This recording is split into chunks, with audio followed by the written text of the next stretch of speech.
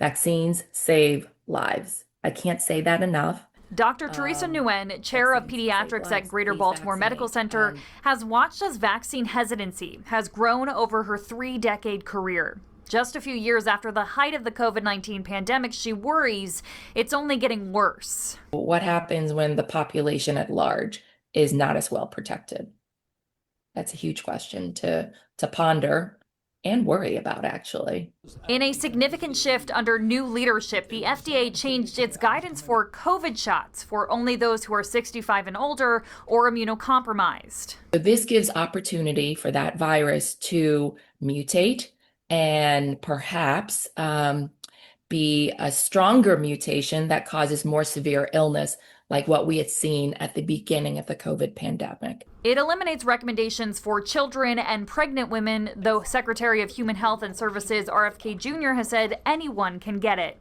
The issue came up during a heated hearing last week. You are effectively denying people vaccines. We're not going to recommend a product for which there's no clinical data for that indication. Is that what I should be doing? What you should be doing is honoring your promise that you made when you were looking to get confirmed in this job. You're going like this. And that is, you promised that you would not take away vaccines from anyone who wanted them.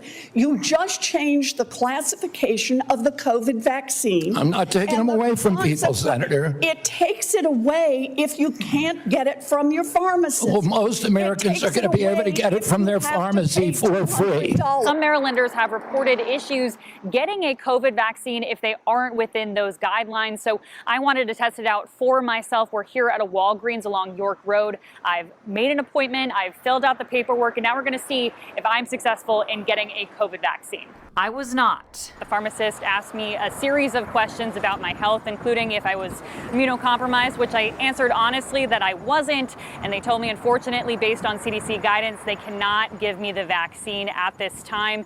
But second time's the charm. I made another appointment at a CVS on Falls Road where no questions were asked, and in seconds, I was vaccinated. Last week, the governor's office put out a statement saying, quote, Maryland can continue to access vaccines at provider offices and pharmacies across the state as vaccine supply is available, though COVID vaccine procedures may vary based on location.